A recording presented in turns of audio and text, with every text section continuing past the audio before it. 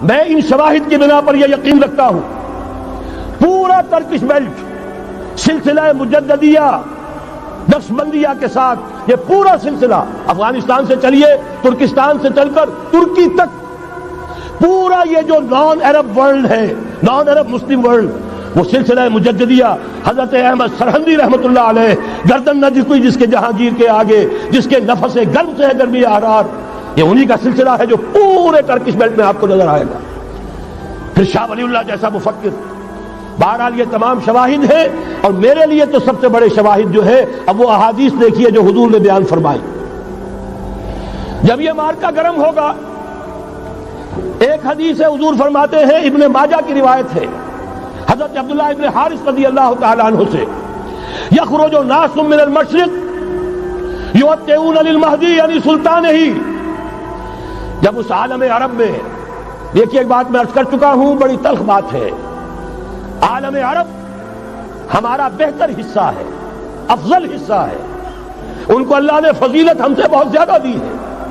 سب سے بڑی فضیلت کہ محمد خود صلی اللہ علیہ وسلم عرب تھے یہ رتبہ بلند ملا جس کو مل گیا.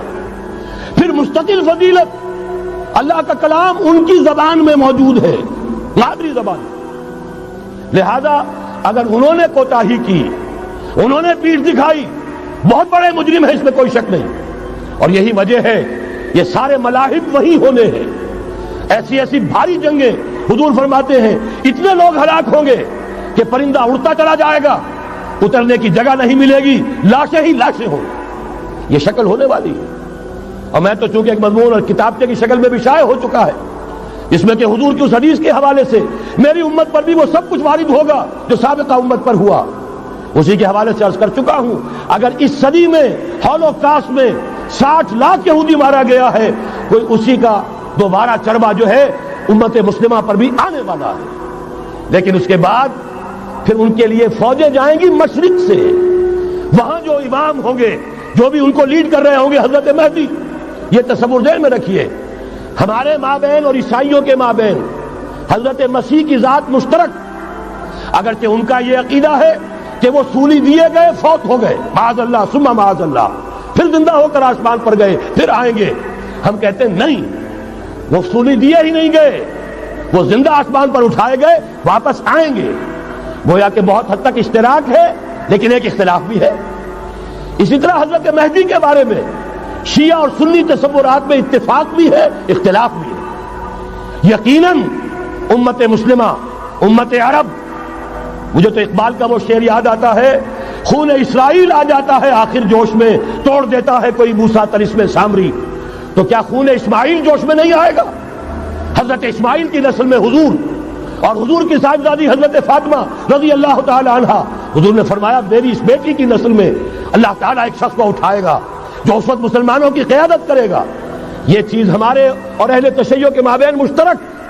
فرق یہ ہے وہ سمجھتے ہیں کہ ان کے 12ویں امام کہ جو آج سے 1200 برس قبل روپوش ہو گئے تھے وہ ظاہر ہوں گے. ہمارے نزدیک نہیں وہ پیدا ہوں گے نو مولود ہوں گے عام انسانوں کی طرح آئیں گے ہوں گے نسل فاطمہ میں سے رضی اللہ تعالی عنہا اور وہ اس وقت عربوں کی قیادت کریں گے. خون اسماعیل آ جائے گا آخر جوش میں اور کوئی حضرت مہدی وہ آئیں گے اور اٹھیں گے اور قیادت کریں گے دجال سے مقابلہ کریں گے اور اس ملاحم کے اندر قیادت فرمائیں گے. لیکن ان کی مدد کے لیے مشرق سے فوجیں آئیں گی. گویا کہ پہلے مشرقی کسی ملک میں یہ نظام قائم ہو چکا ہوگا کوئی ایسی طاقت وجود میں آ چکی ہوگی کہ جب وہاں بھٹی دہکے گی تو وہاں کے مسلمانوں کی امداد مشرقی ممالک سے جائے گی. اور ایک دوسری حدیث میں یہ تو ترمذی کی روایت ہے کتب حدیث میں 3 نمبر پر کتاب یہی ہے صحیح بخاری صحیح مسلم پھر یہ جامع ترمذی. اس میں حضرت ابو ہریرہ سے روایت ہے یخرج من خراسان رایات سود. خراسان میں بتا چکا ہوں حضور کے زمانے کا خراسان افغانستان کچھ حصہ پاکستان کا کچھ روسی ترکستان کی آزاد ریاستیں جو ابھی ہوئی ہیں تھوڑا سا حصہ ایران کا یہ خراسان بزرگ یہ اولڈ گریٹر خراسان. یہاں سے فوجیں چلیں گی سیاہ علم برآمد ہوں گے اور کوئی طاقت انہیں روک نہ سکے گی ان کا منہ پھیر نہ سکے گی یہاں تک کہ وہ ایلیا حضور کے زمانے میں یروشلم کا نام تھا یہاں تک کہ ایلیا میں جا کر نصب ہو جائے. گویا کہ یہ جو ہمارے ہاتھ سے نکلا ہے قبضے سے پہلے بھی عربوں کے ہاتھوں سے نکلا تھا بیت المقدس یروشلم، عرب واپس نہیں لے سکے تھے. کرد خون صلاح الدین ایوبی اس نے واپس لیا. عربوں میں دم نہیں رہا تھا، عیاشیوں کی وجہ سے کھوکھلے ہو چکے تھے. میں تجھ کو بتاتا ہوں تقدیر امم کیا ہے، شمشیر و سنا اول، طاؤس و رباب آخر. یہی وجہ ہے کہ تقریباً 20 صدی کے بعد ان کی حکومت ختم. آشمارا حق بود در خون بھارت برزمین بر زوال ملک مستعصم امیر المومنین. یہ ہوا کہ نہیں ہوا؟ جبکہ آئے ہیں تاتاری ہورس، اور جنہوں نے کہ آخری خلیفہ بنو عباس اسے محل میں سے نکالا ایک کھال کے اندر لپیٹ کر اور اپنے گھوڑوں کے سوؤں تلے کچل دیا. عرب معزول کر دیے گئے تھے، لیکن اب دوبارہ عربوں کو جب سہارا ملا ہے، لیکن اب بھی انہوں نے کہیں اسلام قائم نہیں کیا. کوئی روس کا غلام رہا، کوئی امریکہ کا غلام رہا، کسی نے اس کا ساتھ دیا، کسی نے اس کا ساتھ دیا. تہذیب ہے تو مغربی، تمدن ہے تو مغربی، وضع میں تم ہو نصارہ تو تمدن میں ہنود. یہ مسلمان ہیں جنہیں دیکھ کے شرمائے یہود. یہی معاملہ جب ان کا ہوا تو اب اللہ تعالیٰ کی طرف سے ان کے اوپر وہ عذاب کی بھٹی گرم ہونے والی ہے. لیکن اس کے بعد پھر یہاں سے جائیں گے وہ جو ان کی مدد کریں گے، اور یہ ایلیا کو واپس لینے والے یہ مشرق سے چلنے والے لشکر ہوں گے. یہ 2 حدیثیں ابھی سن لیجئے. اور تیسری حدیث یہ ہے، حضور نے فرمایا، یہ سنن نسائی کی روایت ہے، قال رسول اللہ صلی اللہ علیہ وسلم عصابتان من امتی احرزهم اللہ من النار احرزهم اللہ من النار. میری امت کے 2 لشکر ایسے ہوں گے جنہیں اللہ نے آگ سے نجات دے دی ہے، پہلے ہی سے ڈکلیئرڈ ہے. عصابت تغزو الہند، ایک لشکر کے جو ہند پر حملہ آور ہوگا، وعصابت تکون مع عیسیٰ ابن مریم علیہ السلام، اور دوسرا لشکر وہ ہے جو حضرت عیسیٰ کے ساتھ جا کر اور ان کے ساتھ مل کر یہودیوں کے خلاف جنگ کرے گا. میں اس حدیث کا جو مطلب سمجھتا ہوں واللہ عالم، یہ اسی علاقے میں جب انقلاب آ جائے گا، یہ علاقہ خراسان اور پاکستان، جب یہاں نظام خلافت قائم ہوگا، یہاں سے اسلام کی توسیع ہوگی، اور یہاں سے جانب مشرق ہند اور جانب مغرب یہ جو یہودیوں کا سیلاب آ رہا ہے، ان دونوں کا مقابلہ کرنے کے لیے انشاءاللہ العزیز. ورنہ یہ عصابتان جو ہے ایک حدیث میں جمع کرنے کی کوئی اور حکمت ہو نہیں سکتی. ورنہ تو ہندوستان پہ کئی لشکر آئے ہیں، لیکن یہ کہ در حقیقت اسی وقت جبکہ عالم عرب میں وہ بھٹی دہکے گی، اسی وقت یہاں انقلاب آ چکا ہوگا. ایک طرف یہاں سے مدد کے لیے لشکر جائیں گے کہ جو مسلمان عرب جو ہیں ان کی مدد کریں گے، حضرت مہدی کے جھنڈے تلے لڑیں گے، حضرت مہدی کی حکومت کو مستحکم کریں گے، یؤتون للمہدی. دوسری طرف وہ ہندوستان کی طرف پیش قدمی کریں گے، اور یہیں سے جیسے اس وقت سیلاب نکلا تھا جزیرہ نما عرب سے، ایک داہنی طرف ایک بائیں طرف، ایران، افغانستان، ترکستان، ادھر مصر، لیبیا، الجزائر، مراکش، موریتانیہ، اسی طریقے سے انشاءاللہ اسی علاقے سے اس کا آغاز ہوگا اور بات آگے بڑھے گی. تو غرب اصل حاصل کیا ہے؟ یہ ہونا ہے، پچھلے آثار ثابت کر رہے ہیں کہ ہونا ہے، حضور کی احادیث بتا رہی ہے کہ یہی سے ہونا ہے. ہوا صرف یہ ہے ہم بھٹک گئے، ہمیں اپنی منزل یاد نہ رہی. میں تو بہرحال ان لوگوں میں سے ہوں جنہوں نے نعرے لگائے تھے پاکستان کا مطلب کیا، لا الہ الا اللہ. میں سن 46 میں یہاں حبیبیہ ہال میں قائد اعظم نے مسلم اسٹوڈنٹ فیڈریشن کے جس اجلاس کو خطاب کیا تھا، ضلع حصار سے جو 2 ڈیلیگیٹ آئے تھے ان میں سے ایک میں تھا. میں نے بہرحال اس تحریک میں بھی حصہ لیا ہے، ایک ننھے کارکن کی حیثیت سے لیا ہے، پھر حالات کو بدلتے اپنے آنکھوں سے دیکھا ہے. ہم کہاں سے کہاں جا پہنچے ہیں. ضرورت صرف اس بات کی ہے کہ آج ہمارا حال یہ ہے، ہماری قیادت، ہماری سیاست ان لوگوں کے ہاتھ میں ہے کہ وہ فریب خوردہ شاہی کے پلاح و کرگسوں میں اسے کیا خبر کہ کیا ہے، تب وہ تاب جاویدانہ. ان کی تہذیب مغربی، ان کی ذہنیت مغربی، ان کی وضاقتہ مغربی، ان کا تمدن مغربی، ان کی سوچ مغربی، ان کے سارے اطوار مغربی. لہذا در حقیقت ایک تو یہ کہ ان سے چھٹکارا پانا، اور دوسرے یہ کہ در حقیقت مغرب کی تمام طاقتوں کو للکارنے کے لیے اس قوم کے اندر سے جذبہ ایمان، جذبہ جہاد کو برآمد کرنا. یہ 2 کام ہیں جو کرنے ہیں، اور اگر ہم یہ کر لیں گے، جیسا کہ میں نے آیت آپ کو سنائی تھی، اللہ کا کوئی وعدہ غیر مشروط نہیں. ایمان اور عمل صالح، ایمان اور جہاد، یہ وعدے پورے کرو گے تو اللہ کا وعدہ بھی پورا ہوگا. لیکن ظاہر بات ہے جیسے یہودیوں نے یورپ کو فتح کیا اور آج وہ مغرب یہودیوں ہی کے زیر اثر ہمیں فتح کرنے پر تلا ہوا ہے. آج نوٹ کیجئے جس طرح 3 اطراف سے یہودیوں نے حملہ کیا یورپ پر، میں اس کا تذکرہ کر چکا ہوں، آج ہم پر بھی اسی طرح کا 3 pronged اٹیک ہے. نمبر 1، ایٹمی دانت نہ نکلنے پائیں اس قوم کے،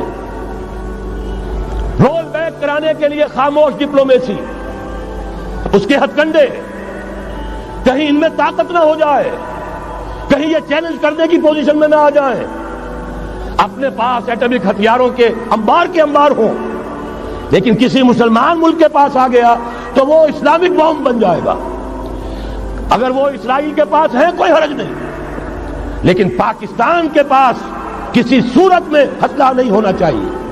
کمزور رکھو، ہمارے دستے نگر رہے، ہماری ہی مرضی پر، ہمارے چشم ابرو کے اشارے پر حرکت کریں.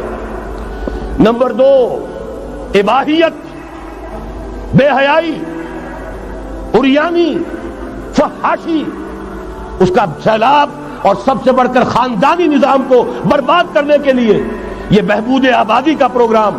اور دیکھیے جادو وہ جو سر چڑھ کر بولے، مسلمانوں کے ہاتھوں کرا رہے ہیں. قاہرہ میں کانفرنس کرائی ہے ایک مسلمان ملک میں، اور یہ کہ اس کو آرگنائز کرنے والی ایک پاکستانی مسلمان عورت. یہ ہے در حقیقت کہ وہ لوگ اگر کرنا بھی چاہتے ہیں تو اس کا الزام بھی براہ راست اپنے اوپر نہیں، بلکہ یہ کہ خود کوئی مسلمان ہو تو یہ کام کرے. اب جو سیلاب آئے گا جس کے لیے مدد بھی دی جا رہی ہے، اس سے ہمارے سارے بندے حیا ٹوٹ کر رہ جائیں گے، خاندانی نظام درم برم ہو کر رہ جائے گا.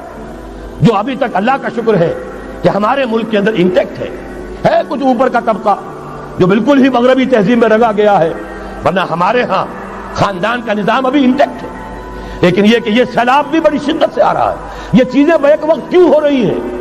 اور تیسرا اور سب سے زیادہ سٹل وار، سب سے زیادہ یوں سمجھیے کہ جو لطیف، جو کہ ایک طرح کا احسان جتایا جا رہا ہے، ڈالروں کی اب یلغار.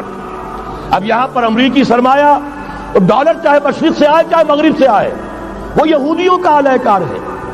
آپ نے اگر $1 نوٹ کا اگر کبھی نقشہ دیکھا ہو، اس کے اوپر جو سگنیا بنا ہوا ہے، جو نشان ہے، وہ کیا ہے؟ پیرامڈ، احرام مصر. یہ کن کے لیے اہمیت رکھتے ہیں؟ ہزارہا یہودیوں کا خون اور ان کی ہڈیاں ان پیرامڈز کے تلے دبی ہوئی. جب یہ احرام بنائے گئے تھے، یہ یہودی وہاں غلامی کے دور میں تھے، بیگار ان سے لی جا رہی تھی. بڑے بڑے پتھر جب گرتے تھے تو پسنے والے یہودی ہوتے تھے. یہ ان کی اپنی جیسے ہولوکاسٹ، جیسے انہوں نے اس کو اپنا سمبل بنایا ہوا ہے، اسی طریقے سے پیرامڈ، مصر کا پیرامڈ، یہ گویا کہ ان کے اس زوال کا ایک نشان ہے. اور اس پر ایک آنکھ بنی ہوئی ہے، ایک آنکھ، کانے دجال کی آنکھ، وہ دیکھ رہی ہے. عجیب ہے یہ سمبل. نیچے لکھا ہوا ہے نووس آرڈو سکلورم، اور یہ در حقیقت 1776 جو نیچے لکھا ہوا ہے وہ رومن حروف کے اندر یہ 1776 ہے، جو میں بتا چکا ہوں آرڈر آف ایلومیناٹی وساپ نے قائم کیا تھا. عام دنیا یہ سمجھتی ہے کہ شاید یہ امریکہ کا یوم آزادی ہے، سن آزادی ہے. 1 مئی اس آرڈر آف ایلومیناٹی کی تاسیس 1 مئی کو ہوئی ہے. یہ 1 مئی جو منایا جاتا ہے، دھوکہ یہ دیا گیا ہے کہ یہ شکاگو کے جو مزدور ہیں ان کی یادگار ہے. حقیقت میں یہ 1 مئی اور 1776 آرڈر آف دی ایلومیناٹی کی تاسیس کی تاریخ ہے. یہ تمام معاملہ سمجھ لیجئے. ڈالر در حقیقت ہم نے ابھی تازہ ندائے خلافت میں نعیم صدیقی صاحب کی نظم شائع کی ہے. 45 برس بلکہ شاید اس سے بھی زیادہ عرصے کی پرانی نظم ہے جو ہم نے شائع کی ہے. ڈالر میرے اس دیش کو ناپاک نہ کرنا. اور میں تو انہیں داد دیتا ہوں، جو کچھ انہوں نے، شاعر کہتے ہیں اس کو جو صاحب شعور ہے، اس صاحب شعور نے جو مشاہدہ کیا ہے کہ ڈالر آئے گا تو کیا آئے گا ہمارے ہاں، اس کے پوری داستان اس تازہ ندائے خلافت میں ہم نے نہ معلوم کہاں سے اس کو کھود کر نکلوایا ہے. ہم ان کا احسان مانتے ہیں کہ انہوں نے اپنی یہ پرانی نظم، اب ان کی جماعت تو سب بھول بھال گئی ان چیزوں کو، اسی لیے وہ اسے تج کر باہر بھی اب آ گئے. بہرحال ہمیں تو ان کی ایک ایک چیز جو ہے، مجھے تو وہ شعر آج کا اگر آپ نے جنگ کا میرا کالم پڑھا ہو، میری تو فکر کے اندر رچ بس گیا ہے. پاکستان کے بارے میں جب کہا تھا، اے آندھیوں سنبھل کے چلو اس دیار میں، امید کے چراغ جلائے ہوئے ہیں ہم. ہماری امیدوں کے چراغ ہے یہ، اسلام کا گہوارہ بننے والی ملک ہے یہ، اس کو ہم نے قائم کیا تھا اسلام کے لیے. یہ آندھیاں نہ چلیں، اس ملک کو ہم نے اسلام کے چراغ جو ہے ہم نے اس میں روشن کیے ہوئے ہیں۔ اے آندھیوں سنبھل کے چلو اس دیار میں، امید کے چراغ جلائے ہوئے ہیں ہم۔ بہرحال یہ تیسرا سیلاب ہے، ننگی سرمایہ داری، جس کی پھر لعنتیں ہوتی ہیں۔ ایک طرف فقر، ایک طرف احتیاج، ایک طرف بھوک، ایک طرف دولت کے انبار۔ پہلے بھی ہمارے ہاں فرق کم نہیں ہے، لیکن اب جو ہوگا اگر یہ بات پوری ہو گئی تو وہ ننگی سرمایہ داری، اور سرمایہ داری ہی در حقیقت یہود کا سب سے بڑا ہتھ کنڈا ہے۔ یہ بینکنگ کا نظام، یہ سارا کا سارا سودی نظام، یہ IMF، یہ ورلڈ بینک، یہی تو ان کے سب سے بڑے ادارے ہیں۔ تو واقعہ یہ ہے کہ تین طرف سے ہم پر حملہ ہو رہا ہے۔ اور یہ سود کے بارے میں کیا کہا تھا اقبال نے؟ ادربا آخر چمی زائد فتن، اس سود کے ام الخبائث کے پیٹ سے سوائے فتنوں کے اور کیا برآمد ہو سکتا ہے؟ کس نہ داند لذت قرض حسن، کسی کو قرض حسنہ کی لذت یاد نہیں رہی۔ بغیر سود کے قرض دو، تمہارے پاس فاضل رکھا ہوا ہے کسی بھائی کو دو کہ وہ اپنی معاشی گاڑی کا پہیہ چلا لے، پھر اصل واپس لے لینا۔ اگر اتنی ہمت نہیں ہے کہ ان تصدقوا فهو خیر لکم، صدقہ ہی کر دو تو سب سے اچھا ہے، دے ہی ڈالو اپنا فاضل سرمایہ۔ یسألونک ماذا ينفقون قل العفو، مت رکھو اپنے پاس، یہ گندگی ہے۔ لیکن اگر بڑے ہی کم ہمت ہو تو کم سے کم قرض حسنہ دو، اپنی اصل رقم واپس لینا۔ کس ندانت لذت قرض حسن، ادربا جاں تیرا دل تو خشت و سنگ۔ اس لیے کہ سود کے ذریعے سے انسان کے اندر تاریکی پھیل جاتی ہے، دل جو ہے اینٹ کے مانند، پتھر کے مانند سخت ہو جاتا ہے، کٹھور۔ ثم قست قلوبکم فہی کالحجارۃ او اشد قسوۃ، آدمی درندہ بے دندان و چنگ، اور انسان بغیر اس کے کہ بھیڑیوں والے دانت ہوں اور بھیڑیوں والے پنجے ہوں، بھیڑیا بن جاتا ہے۔ بہرحال اب کرنے کا کام کیا ہے اس کو سمجھیے۔ اس پوری صورتحال کا میں نے آپ کے سامنے نقشہ پیش کر دیا۔ ایک طرف مغرب سے نیو ورلڈ آرڈر، جو جیو ورلڈ آرڈر ہے، اس وقت کی سپریم پاور آن ارتھ، امریکہ کی سرپرستی میں بڑی تیزی کے ساتھ حملہ آور ہے۔ دوسری طرف وَمَكَرُوا وَمَكَرَ اللَّهُ وَاللَّهُ خَيْرُ الْمَاكِرِينَ، اللہ کو پامردی مومن پہ بھروسہ، ابلیس کو یورپ کی مشینوں کا سہارا۔ اللہ تعالیٰ نے اسرائیل کا توڑ پاکستان قائم کیا۔ اللہ تعالیٰ نے اس کے لیے 300 برس کی تاریخ، اس کی تمہید میں مجددین امت یہاں پیدا کیے، یہاں قرارداد مقاصد پاس کرا دی 20ویں صدی عیسوی کے وسط میں، کہ اکبر نام لیتا ہے خدا کا اس زمانے میں۔ بینک انٹرسٹ کو ربا، سود، حرام قرار دیا۔ یہ سارے شواہد ہیں۔ اب ضرورت صرف ایک بات کی ہے، ایک زبردست عوامی تحریک اٹھے۔ یہ عوامی تحریک کیسی ہو؟ نمبر ایک، فرقہ واریت سے بلند ہو۔ یہ فرقہ واریت جو اس وقت بہت بڑا فتنہ بن گیا ہے، جس کی کشیدگی بڑھتی چلی جا رہی ہے، اس کے اندر اگر ہم قوم کی حیثیت سے اگر ملوث ہوتے چلے گئے، آخری تباہی آ جائے۔ فرقہ واریت سے بلند، سیاسی کشمکش سے بلند، یہ سیاسی کشاکش، یہ حزب اختلاف، حزب اقتدار، اس سے بلند، اس سے کوئی بحث نہیں، کوئی دلچسپی نہیں۔ علاقائیت یا لسانی قومیت، اپنے دنیاوی حقوق کی فکر مت کرو، بلکہ آخرت کی فکر کرو، اور یہاں اس کی اصل منزل خلافت کے نظام کی فکر کرو۔ ان تمام چیزوں کو پورا کرتے ہوئے یہاں پہ نظام خلافت قائم کیا جائے، یہ ہے واحد علاج۔ اور اسی کے لیے للکارنے کے لیے، اسی کے لیے دعوت دینے کے لیے ہم نے اس تحریک خلافت پاکستان کا آغاز کیا۔ تنظیم اسلامی نے اپنے لیے ہدف معین کیا ہے، نظام خلافت علی منہاج النبوہ کا قیام، پہلے پاکستان میں اور پھر کل نوع عرصی پر۔ اب میں چند منٹوں میں آپ کو بتاؤں گا کہ وہ نظام ہے کیا۔ دیکھیے، اس موضوع پر میں پاکستان کے تقریباً تمام بڑے شہروں میں اکثر جگہ 3 دن 2 گھنٹے کی تقریر کر چکا ہوں۔ سیاسی نظام کیا ہے، معاشی نظام کیا ہے، سماجی نظام کیا ہے۔ خلافت اب قائم ہوگی، جو بہرحال 1400 برس قبل کی خلافت اور آج کی خلافت، وقت کے دریا میں بہت سا پانی گزر گیا ہے۔ اصول وہی کے ہوں گے، فنڈامنٹل وہی کے ہوں گے، تفصیلی خاکہ بنے گا اس زمانے کے تقاضوں کے مطابق۔ تو میرے وہ تقریریں ویڈیو کی شکل میں، آڈیو کی شکل میں، اردو میں، انگریزی میں، شکاگو میں 20 گھنٹے کا پروگرام پچھلے سال ریکارڈ کرا کے آیا۔ اللہ کا فضل ہے کہ وہ پھیل رہا ہے معاملہ۔ اب مغرب میں اذان خلافت بلند ہو رہی ہے، اس کا تذکرہ میں بعد میں کروں گا۔ بہرحال وہ تو تفصیلی بات ہے یہاں میں چند منٹوں میں صرف الجبرا کے اصولوں کی طرح چند باتیں بتا رہا ہوں. جو بھی آپ کا آج نظام ہے 3 شرطیں پوری کر دیجئے وہ خلافت بن جائے گا سیاسی اور دستوری اعتبار سے. نمبر 1 حاکمیت اللہ کی، اور اللہ کا شکر ہے یہ ہم کر چکے. اللہ جزائے خیر دے جنہوں نے محنت کی تھی، اللہ جزائے خیر دے جنہوں نے وہ تحریک اٹھائی تھی مطالبہ دستور اسلامی، اور پھر جنہوں نے مدد کی تھی، اللہ تعالیٰ انہیں جزائے خیر دے. بہرحال وہ اب ہمارے دستور کا حصہ ہے. حاکمیت اللہ کی. البتہ اگلا قدم ہم آج تک نہیں اٹھا سکے. اس حاکمیت کا ظہور کیسے ہوگا؟ آپ کے دستور میں یہ طے کر دیا جائے کتاب و سنت ہر شے سے بالا تر ہے، دستور سے بھی بالا، عدالتی قوانین سے بالا، پارلیمنٹ سے بالا، سینٹ سے بالا، صدر سے بالا، سپریم کورٹ سے بالا، ہائی کورٹ سے بالا، ہر شے سے بالا کتاب و سنت. جب تک یہ نہیں ہوتا قرارداد مقاصد کی حیثیت ایسی ہے کہ جیسے آپ سینما ہال کے اوپر آگے جو ہے قرآن مجید کا کوئی کتبہ لگا دے، اس کے سوا کچھ نہیں. یہ بھی غنیمت ہے کہ قرارداد مقاصد پاس ہوئی. اصل شرط یہ ہے کتاب و سنت کی ٹوٹل بالادستی. اور یہ بڑی کڑوی گولی ہے.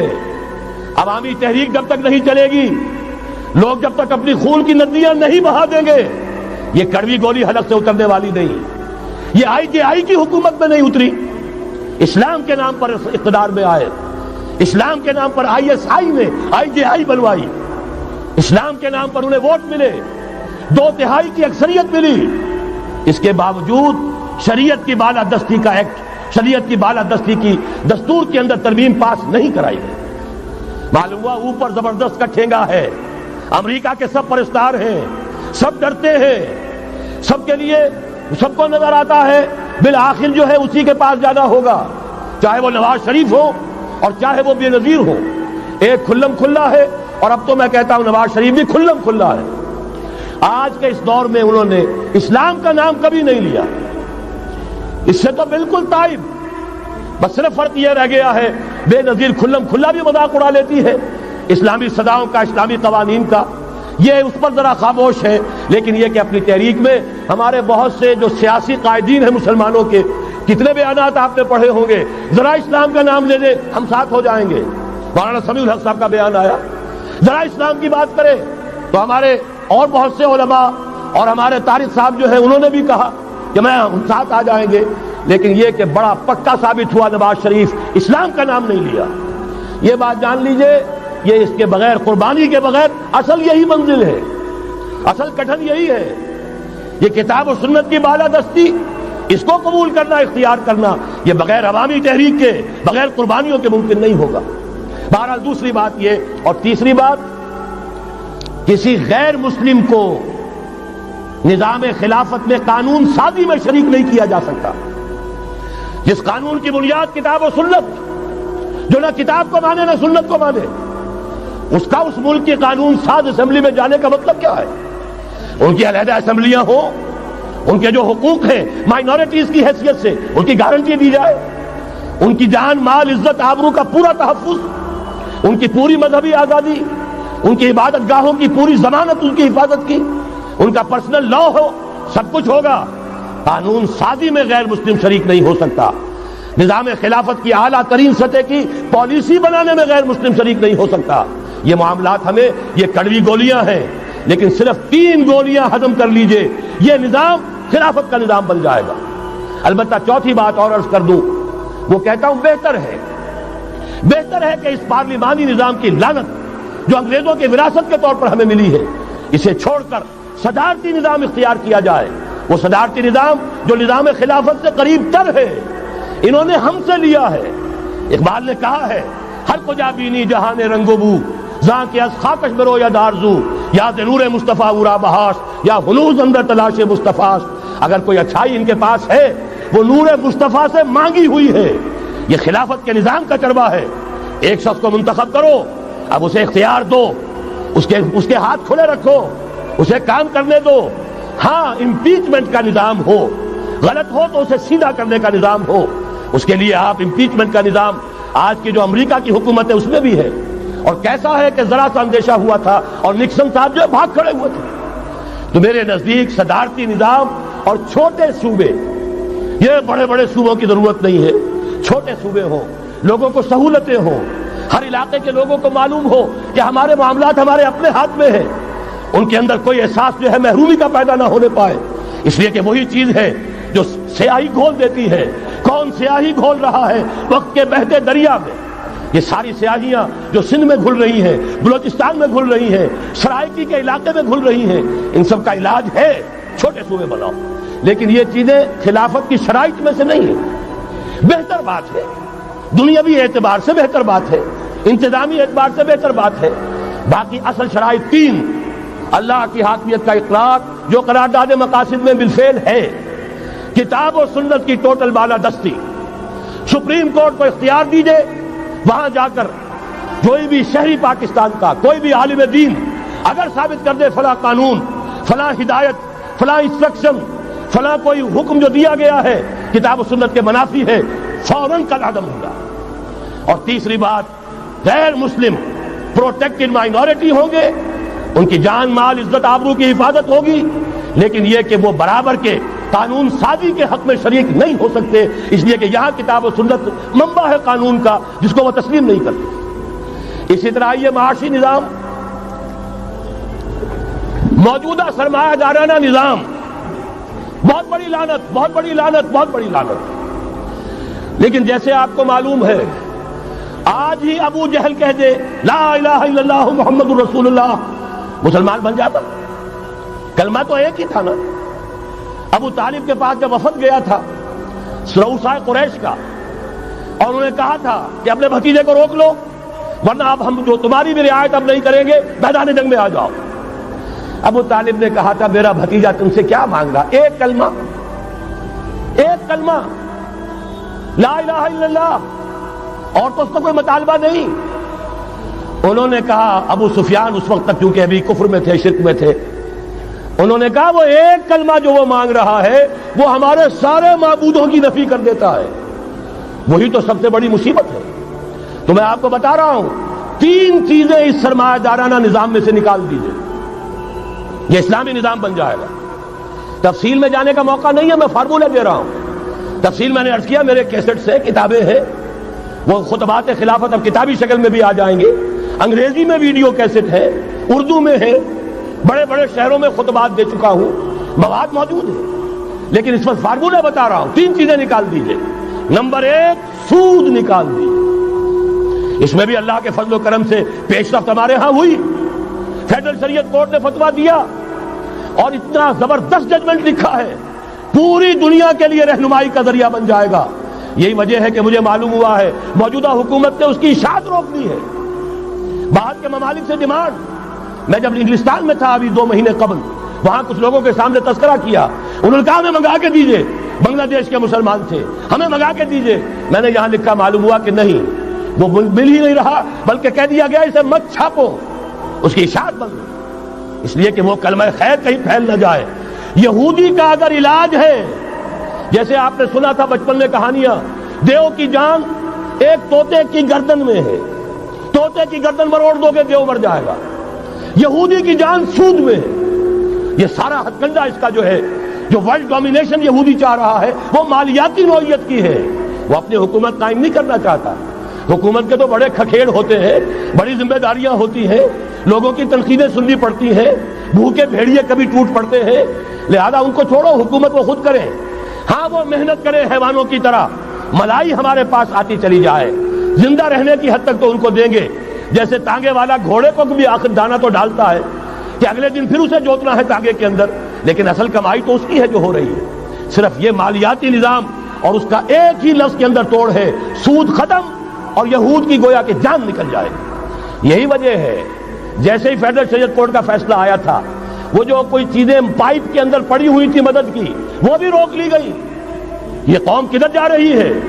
یہ تو ہمارے ہاتھ سے نکلی جا رہی ہے. اور جب تک کہ اس کے خلاف IJI کی حکومت کو سپریم کورٹ میں اپیل میں نہیں پہنچا دیا، اس وقت تک یہ ہے $1 جو ہے کہیں سے ادھر سے ادھر ہلنے نہیں دیا. یہ ہے حقائق، اصل میں ان کو سمجھ لیجیے. سود نکال دیجئے، جوا، اسپیکولیشن، فارورڈ ٹریڈنگ کی وہ ساری صورتیں جو صرف بیع سلم ایک جائز ہے، باقی ساری صورتیں حرام ہیں، ان کو نکال دیجئے اور جاگیرداری ختم کر دیجئے۔ جاگیرداری ختم کرنے کے لیے حضرت عمر کی شمشیر لانی ہوگی، شمشیر فاروقی۔ ان کا یہ فتویٰ تھا، اجماع تھا کہ جو ملک، جو علاقے بزور شمشیر فتح ہوئے ہیں وہ کسی کی انفرادی ملکیت نہیں رہیں گے، وہ امت مسلمہ کی اجتماعی ملکیت ہے۔ کوئی انچ زمین، اسی وجہ سے ہمارے ہاں فرق ہے خراجی اور عشری۔ عشری زمین ملکیتی ہوتی ہے، اس میں سے ایک مسلمان جس کی ملکیتی زمین ہے اس کا وہ 10واں حصہ یا 20واں حصہ پیداوار کا دے کر فارغ، اور جو خراجی زمین ہوتی ہے وہ کسی کی ملکیتی نہیں ہوتی، وہ تو مسلمانوں کی ہے، نظام خلافت کی ہے۔ جو کام کر رہا ہے چاہے مسلمان ہو چاہے غیر مسلم ہو، وہ کاشت کرے گا، آدھا اس کا ہے، آدھا ریاست کا ہے، بیت المال کا ہے۔ یہ ہے نظام خراجی کا اور عشری کا فرق۔ اور حضرت عمر نے طے کر دیا تھا رضی اللہ تعالیٰ عنہ کہ جتنے علاقے فتح ہوئے، یہ مصر ہے، یہ عراق ہے، یہ شام ہے، یہ ایران ہے، ساری زمینیں مسلمانوں کی اجتماعی ملکیت۔ کام کرنے والے چاہے یہودی ہوں، چاہے مجوسی ہوں، چاہے عیسائی ہوں، چاہے وہ مسلمان ہو جائیں، زمین خراجی رہے گی، زمین سے خراج جائے گا بیت المال میں تاکہ تمام امت کی بہبود میں صرف ہو سکے۔ 3 کام کر دیجئے، باقی ساری market forces, free economy, personal incentive, personal ownership, ساری چیزیں، سارے اصول جس کی وجہ سے کہ سرمایہ داری کو فتح حاصل ہوئی ہے کمیونزم کے اوپر، وہ سارے اصول اسلام کے اندر موجود ہیں۔ لیکن سود نکال دو، جوا نکال دو، جاگیرداری نکال دو، اب آؤ اوپن کمپٹیشن، سرمایہ کاری کرو۔ ابھی آپ نے نظم پڑھی، سرمایہ داری کو ختم کرنا ہے، سرمایہ کاری کو فروغ دینا ہے، یہ ہے اسلام کا نظام معیشت۔ البتہ اس میں چوتھی چیز، کفالت عامہ کے لیے زکوٰۃ کا نظام مکمل قائم کرو۔ ہر شہری کی بنیادی ضروریات کی پوری ذمہ داری اور کفالت نظام خلافت لیتا ہے۔ یہاں پھر میں مجبور ہوں کیا کروں، لیکن جب چھڑ گیا قیامت کا، بات پہنچی تیری جوانی تک، خلافت کا تذکرہ ہو اور حضرت عمر کا ذکر نہ آئے، ناممکن۔ خلافت کا نظام، جیسے آپ کہتے ہیں کہ گلاب کا پھول پورا کھلا ہوا ہے، للی ان بلوم، خلافت کا نظام پورا کھلا ہوا حضرت عمر کے دور میں نظر آتا ہے۔ اسی وقت کہا تھا حضرت عمر نے رضی اللہ تعالی عنہ کہ اگر دجلہ و فرات کے کنارے کوئی کتا بھی بھوکا مر گیا تو قیامت کے دن عمر ذمہ دار ہوگا۔ اور جانور تک کا معاملہ ہے، مجوسی کو دیکھ لیا تھا، بوڑھے کو ایک کہ جو بھیک مانگ رہا تھا، وہاں کے عامل اور گورنر سے ایکسپلینیشن کال کی، یہ بھیک کیوں مانگ رہا ہے؟ جب یہ جوان تھا، کام کر سکتا تھا، تم اس سے جزیہ لے رہے تھے، اب یہ بوڑھا ہو گیا ہے، کما نہیں سکتا، تم نے اسے بھکاری بنا دیا ہے، اس کا وظیفہ مقرر کرو۔ ظاہر بات ہے غیر مسلم ٹیکس دیں گے، مسلمان زکوٰۃ دیں گے، مسلمانوں کے لیے زکوٰۃ سے کفالت عامہ ہوگی، غیر مسلموں کے ٹیکسوں کے ذریعے سے۔ وہی نظام جو آج یورپ میں ہے، اسکینڈینیوین کنٹریز میں ہے، برطانیہ میں ہے، ان امپلائمنٹ الاؤنس ہے، یا یہ کہ اور ویلفیئر کا نظام ہے، لیکن اسلام کا مکمل ترین ویلفیئر نظام زکوٰۃ کے تحت ہے، اور اس میں گارنٹی ہے ہر شہری کی بنیادی ضروریات انڈر ریٹن، ان کی ذمہ داری ریاست کے ذمہ۔ حضرت عمر ہی کا زمانہ تھا کہ لوگ اپنی زکوٰۃ لے کر پھرتے تھے، لینے والا کوئی نہیں ہوتا تھا۔ اس کا بھی میں مسئلہ آپ کو سمجھا دینا چاہتا ہوں۔ میں نے تو عرض کیا تھا، میں تو مدرس ہوں، عوامی مقرر نہیں ہوں، میں تو چاہتا ہوں آپ چیزیں سمجھ کر اور ان کا علم آپ کا جو ہے حاصل کر کے اٹھیں، لوگوں کو پھر پہنچائیں۔ یہ کیسے ہو گیا جبکہ زکوٰۃ جو ہے وہ تو اسلامی ریاست میں نظام خلافت میں حکومت لیتی ہے، پھر کیسے ہو گیا کہ لوگ اپنی زکوٰۃ لے کر پھر رہے، لینے والا کوئی نہیں؟ اس کو بھی جان لیجئے، جیسے زمین کی 2 قسمیں میں نے بیان کی، خراجی اور عشری، ایسے ہی زکوٰۃ کے قابل جو مال ہے اس کی بھی 2 قسمیں ہیں۔ اموال باطنہ، گھروں میں رکھی ہوئی کوئی نقدی ہے، کوئی زیور ہے، کوئی اور ایسی چیزیں ہیں، یہ اموال باطنہ کہلاتی ہیں۔ اس کی زکوٰۃ جبراً حکومت نہیں لے گی۔ اگر اس کی زکوٰۃ جبراً حکومت لے تو گھروں کی تلاشیاں لینی پڑیں گی، جا کے تکیے پھاڑ پھاڑ کے دیکھنے پڑیں گے کہ کہیں کچھ رکھا ہوا تو نہیں ہے۔ یہ معاملہ مسلمانوں کی ان کی اپنی نیت پر، ایمان پر، اللہ کے ساتھ ان کے خلوص و اخلاص پر چھوڑ دیا۔ ہاں اموال ظاہرہ، دکان میں 5 لاکھ کا مال پڑا ہے، 2.5% دے دو، گودام میں 10 لاکھ کا مال پڑا ہے، 2.5% دے دو، تمہارا کارخانہ ہے بہت بڑا، اس کی زمین معاف، بلڈنگ معاف، مشینری معاف، ٹولز معاف، لیکن جو سرمایہ چل رہا ہے چاہے وہ خام مال پڑا ہے چاہے فنشڈ، ٹوٹل کی مالیت کے اوپر 2.5% دے دو. یہ ہے زکوٰۃ جس کو بدنام کیا ضیاء الحق صاحب نے. صرف سود جو ہے، سود والا جو صرف بینکوں کے اندر ڈپازٹ ہے اس سے 2.5% لے کر اسے زکوٰۃ قرار دے دیا، حالانکہ وہ تو کچھ زکوٰۃ نہ ہوئی، سود کا کمیشن ہوا، اس کے سوا کچھ بھی نہیں.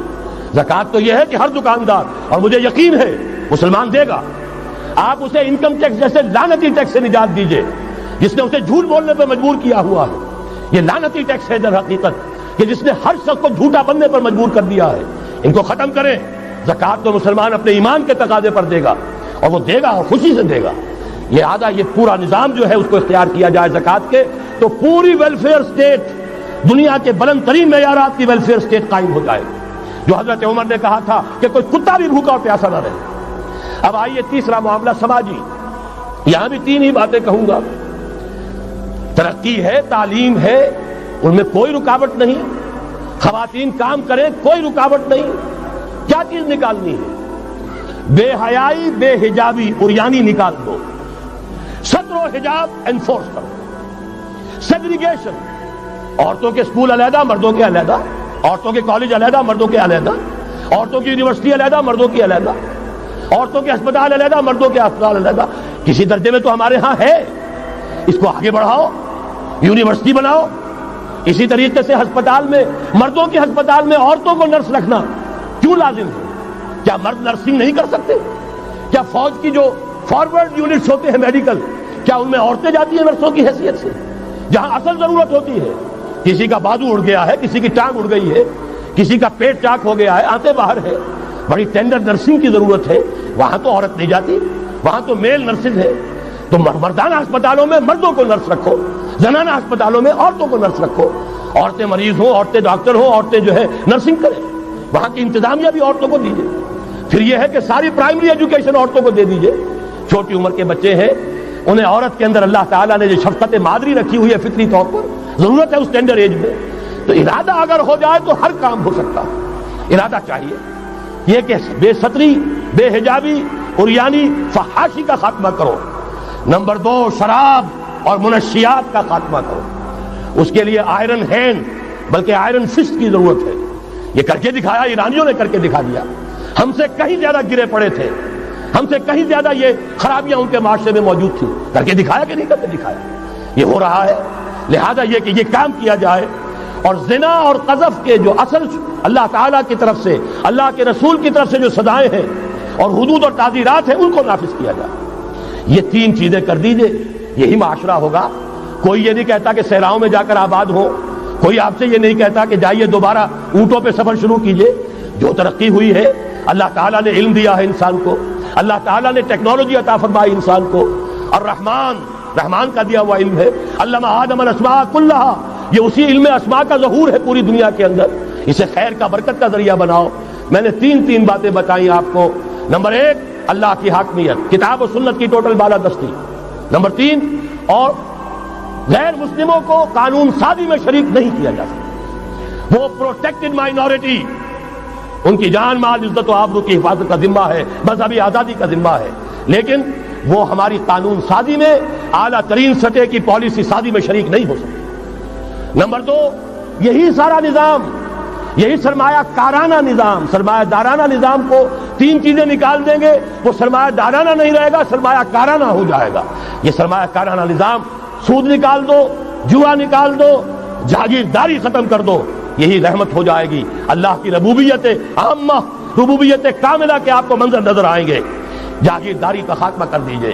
اسی طریقے سے بے حجابی، فحاشی، عریانی.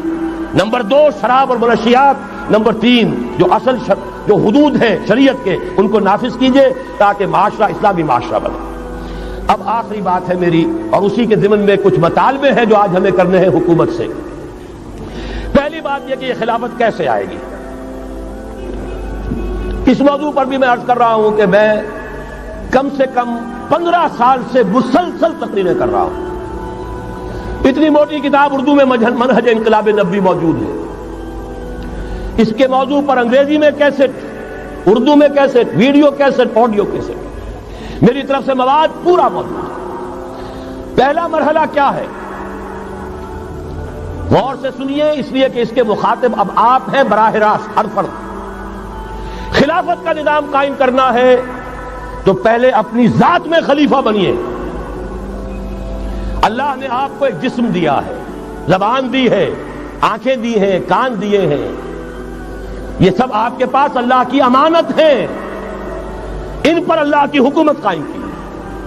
اپنے وجود پر اپنے گھر میں خلافت قائم کیجئے، آپ خلیفہ بن جائیں، آپ نظام اللہ کا نافذ کریں اپنے ذات پر، اپنے وجود پر، اپنے گھر میں، اور ساتھ ہی انفرادی سطح پر طے کر لیجئے سورہ حدید کی آیت نمبر 7، آمنوا باللہ ورسولہ وانفقوا مما جعلکم مستخلفین فیہ، جس چیز میں اللہ نے تمہیں خلافت عطا کی ہے، دولت دی ہے، مال دیا ہے، جائیداد دی ہے، اولاد دی ہے، ذہانت دی ہے، فطانت دی ہے، خطابت دی ہے، جو دیا ہے لگا دو، کھپا دو، خرچ کر دو اللہ کے دین کے لیے۔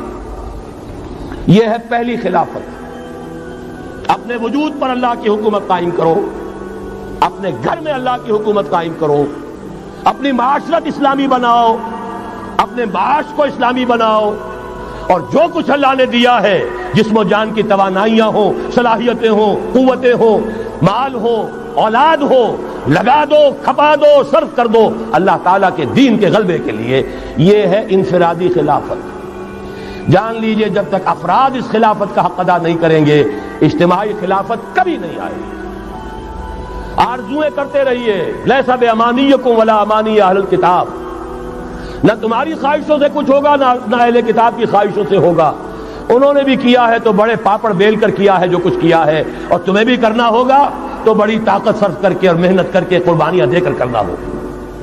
یہ محض دعاؤں سے بھی نہیں ہو سکتا، دعائیں منہ پر دے ماری جاتی ہیں۔ جو کچھ کر سکتے ہو کر گزرو، پھر دعا مانگو، دعا قبول ہوگی۔ اگر یہ نہیں ہے تو دعا منہ پر دے ماری جائے۔ لہذا اگر کام کرنا ہے، تیسری بات، محض دعوت و تبلیغ اور نصیحت اور وعظ سے نہیں ہوگا۔ اگر محض دعوت اور تبلیغ اور تعلیم اور تربیت اور وعظ اور نصیحت سے ہو جاتا تو حضور صلی اللہ علیہ وسلم مسلمان تو کجا کسی کافر کے خون کا ایک قطرہ زمین پر نہ گرنے دیتے۔ آپ سے زیادہ رؤوف اور رحیم کون ہوگا؟ لیکن آپ نے بھی ہاتھ میں تلوار لی ہے۔ وانزلنا الحدید، ہم نے لوہا اتارا ہے، فیہ باس شدید، اس میں جنگ کی صلاحیت ہے، ومنافع للناس، لوگوں کے لیے اور فائدے بھی ہیں۔ توا پر ہاتھ پھکری چمٹا بھی بنا لیتے ہو، لیکن اصل میں یہ ہے جنگ کے اسلحہ کے لیے، اور یہ تمہیں اس لیے دیا گیا وَلِيَعْلَمَ اللَّهُ مَن يَنصُرُهُ وَرُسُلَهُ بِالْغَيْبِ، کون ہے جو اس ہتھیار کو ہاتھ میں لے کر کھڑے ہوں اور اللہ اور اس کے رسولوں کی مدد کرے۔ اللہ اور رسول کی مدد سے مراد کیا؟ اس کا نظام خلافت کا ہے۔ تو محض دعوت و تبلیغ سے نہیں ہوگا، اور انتخابات سے تو بالکل نہیں ہوگا۔ یہ تو یوں سمجھیے کہ واقعہ یہ ہے کہ اگر آپ مجھ سے پوچھیں، سب سے بڑا صدمہ جو مجھے ہے، سب سے بڑا صدمہ وہ ان مذہبی جماعتوں کے کردار کی وجہ سے ہے جنہوں نے اس ملک میں آ کر سیاست کی کشاکش اور انتخابی سیاست کے اندر اپنا سارا وقت، ساری توانائیاں ضائع کر دی۔ کچھ حاصل نہیں ہوا، گھٹی میں ایسا پڑ گیا ہے، کچھ چسکے ایسے لگ گئے ہیں، کچھ وی آئی پی ٹریٹمنٹ۔ میں نے بھی 2 مہینے مزہ چکھا، اس لیے جانتا ہوں۔ اللہ تعالیٰ جو ہے اس طرح کے تجربات کرا دیتا ہے، ورنہ کیسے اندازہ ہو؟ وی آئی پی علیحدہ اتر رہے ہیں، آپ کے لیے گاڑی آپ کے بالکل دروازے پر کھڑی ہوئی ہے، سیڑھی سے اترے آپ جہاز کے اور گاڑی موجود ہے، یہ ساری وی آئی پی ٹریٹمنٹ مل رہا ہے۔ اور یہ کوریڈورز آف پاور میں گھومنا پھرنا، ان جاگیرداروں کے ساتھ بیٹھنا، ان کے سے ولیمے کرنا، ان کے سے ٹھاٹ، ظاہر بات ہے ان کے ولیموں میں جائیں گے تو انہیں بھی بلائیں گے، ویسے ہی کرنے پڑیں گے، پھر لاکھوں کروڑوں آپ بھی خرچ کریں گے۔ یہ ساری لعنتیں جو آئی ہیں مذہبی جماعتوں کے اندر، یہ صرف اس انتخابی سیاست کی وجہ سے۔ میں بڑے صدمے سے عرض کر رہا ہوں، واقعہ یہ ہے میرے نزدیک اس ملک میں اسلام کے نہ آنے کا پہلا مجرم مسلم لیگ نہیں ہے، پہلی مجرم وہ جماعتیں ہیں جنہوں نے اپنا سارا وقت انتخابی سیاست میں اور اقتدار کی کشاکش میں صرف کر دیا۔ مسلم لیگ کا بہت بڑا احسان، قائد اعظم کا بہت بڑا احسان، انہوں نے آپ کو ملک لے دیا۔ اس سے زیادہ کا نہ ان کا دعویٰ تھا، نہ ان سے توقع ہو سکتی تھی۔ پیر جماعت علی شاہ نے یہ کہا تھا، میں ان کے قول کا بہت بڑا قائل ہوں، ان کی ذہانت اور فطانت کا۔ جب ان سے کہا گیا ہے رحمت اللہ علیہ کہ آپ اتنے بڑے، آپ مقتدا ہیں، مرشد ہیں، اتنی بڑی روحانی شخصیت ہے، ایک داڑھی مولے کے ہاتھ پر بیعت کر لی آپ نے، اشارہ تھا قائد اعظم کی طرف۔ حضرت پیر جماعت علی شاہ رحمۃ اللہ علیہ نے فرمایا بھائی میں نے اس کے ہاتھ پر بیعت نہیں کی، میرا تو مقدمہ ہے ایک قومی مقدمہ ہے ہندو قوم کے ساتھ، اور مجھے اس مقدمے کے لیے ایسا وکیل چاہیے جس میں دو وصف موجود ہو، مہارت پوری ہو، قانون کو جانتا ہو، ماہر ہو، اور دوسرے یہ کہ بکنے والا نہ ہو۔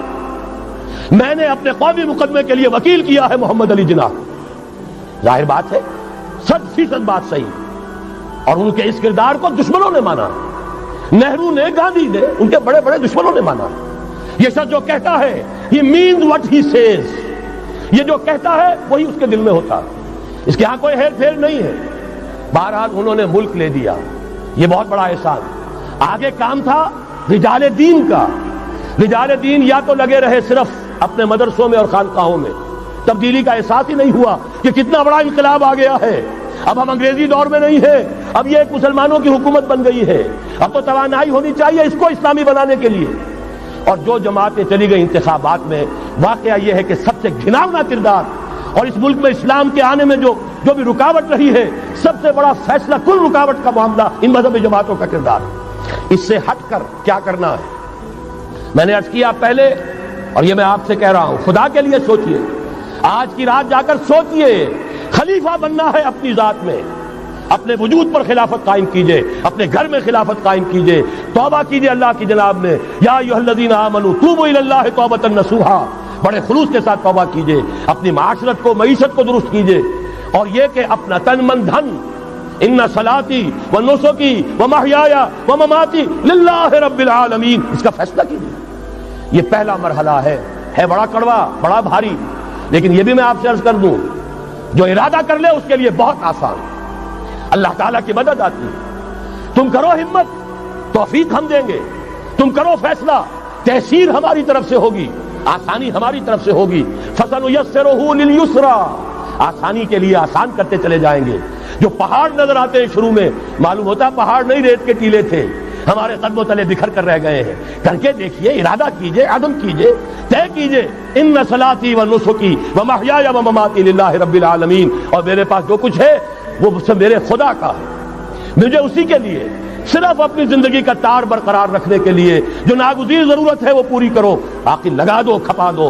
آمنوا باللہ ورسولہ وانفقوا مما جعلکم مستخلفین فیہ، جس چیز میں خلافت دی ہے خرچ کرو۔ دوسرا مرحلہ، یہ خلفاء، ابھی انصاری صاحب نے وہ آیت آپ کو سنائی تھی، ثم جعلناکم خلائف، خلائف جمع ہے خلیفہ کی، ہر مسلمان خلیفہ ہے، یہ سمجھ لیجیے اچھی طرح۔ وہ تو صرف یہ ہے کہ جیسے یہ جو کافرانہ نظام ہے جمہوریت کا، جو مادہ پرستانہ انسانی حاکمیت کی بنیاد پر، اس میں بھی ہر شہری حاکم ہوتا ہے، اپنے ووٹ کے ذریعے سے وہ اپنی حاکمیت کا اختیار منتقل کرتا ہے، وہ نمائندہ بن کر آتا ہے، گویا کہ انہوں نے اپنی حاکمیت ڈیلیگیٹ کی ہے اس شخص کو، اس صدر کو، چاہے وہ بش تھا اور چاہے وہ کلنٹن ہے، ورنہ حاکمیت تو پاپولر ہے، عوام کی ہے۔ اسلام میں خلافت عوام کی ہے، لیکن عوام مسلمان جو اللہ کو ماننے والے ہیں ان کی خلافت ہے، اور ان کی خلافت پہلے وہ اپنی ذات میں خلیفہ بنیں گے، پھر اپنی خلافت کا ایک حصہ ایک خلیفہ کو منتقل کریں گے۔ جب تک خلافت نہیں ہوتی ایک جماعت کے امیر کو منتقل کریں گے وہی حصہ۔ علیکم بالجماعہ، طاقت بنو، قوت بنو، علیکم بالجماعہ، ید اللہ علی الجماعہ، اللہ کی تائید، اللہ کی نصرت، اللہ کی طرف سے برکت جماعت پر آتی ہے، افراد پر نہیں آتی۔ جمع ہو جاؤ۔ حضرت عمر نے تو جو اثر نقل فرمایا وہ آخری درجے کا ہو سکتا ہے، لا اسلام الا بالجماعہ، ولا جماعہ الا بالامارہ، ولا امارہ الا بالسماع، ولا سماع الا بالاطاعہ۔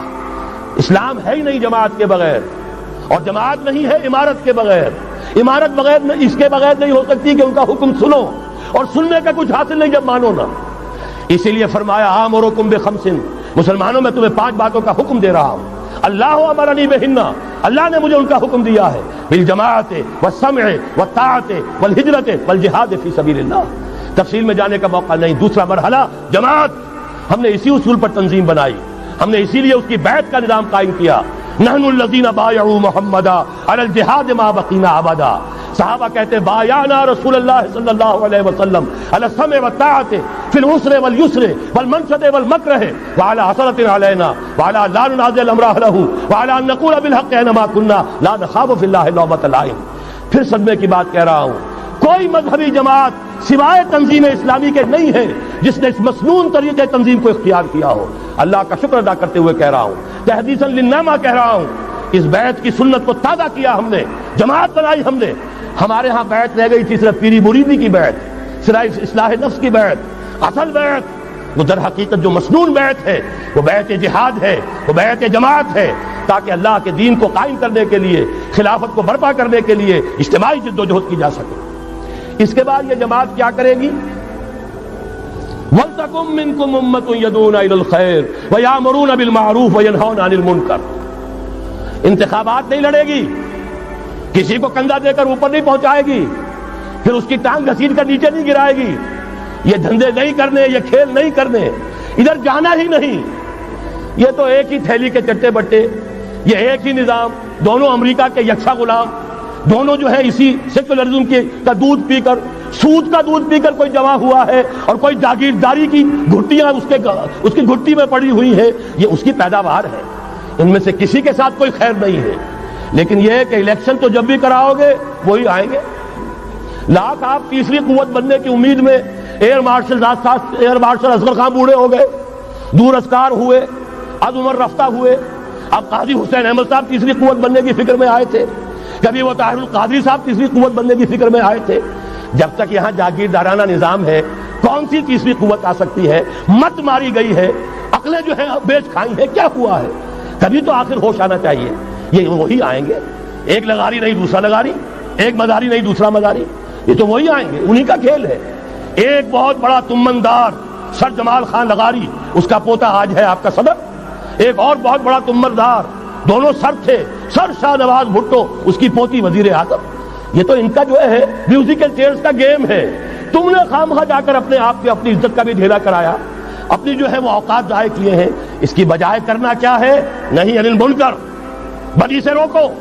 جب تک طاقت نہیں ہے کافی، طاقت فراہم کرتے رہو، جمع کرو۔ اعدوا لهم ما استطعتم، اپنی نفری بڑھاؤ، تربیت بڑھاؤ، ایثار اور قربانی کا مادہ بڑھاؤ، نظم کی پابندی کا جذبہ بڑھاؤ، بڑھاتے رہو بڑھاتے رہو۔ با نشہ درویشی در ساز و دما دمزن، چون پختہ شوی خدرا بر سلطنت جمزن۔ جب طاقت کافی ہو جائے اب میدان میں آؤ، للکارو، کہو اب نہیں چلنے دیں گے اس حرام کام کو، نہیں چلنے دیں گے اس ملک میں سود کو، نہیں چلنے دیں گے اس ملک میں جاگیرداری کو، نہیں چلنے دیں گے یہاں بے حیائی اور فحاشی کو۔ گھیراؤ کریں گے، پکیٹنگ کریں گے، کسی کی جان اور مال کو نقصان نہیں پہنچائیں گے، اداروں کا گھیراؤ ہوگا، ان تمام چیزوں کی برائیوں کا استحصال ہوگا۔ پھر گولیاں چلیں، سینوں پر کھائیں گے، اللہ وہ دن لائے اور ہمیں اس کے لیے اہل بنائے۔ شہادت ہے مطلوب و مقصود مومن، نہ مال غنیمت نہ کشمت کشائی، اس کے سوا کوئی راستہ نہیں ہے۔ اس کے بغیر جو بھی خواب دیکھتا ہے جنت الحمقاء میں رہتا ہے، یا اپنے آپ کو دھوکہ دے رہا ہے، یا دوسروں کو دھوکہ دے رہا ہے، اور کوئی امکان نہیں ہے۔ ایک ہی راستہ ہے۔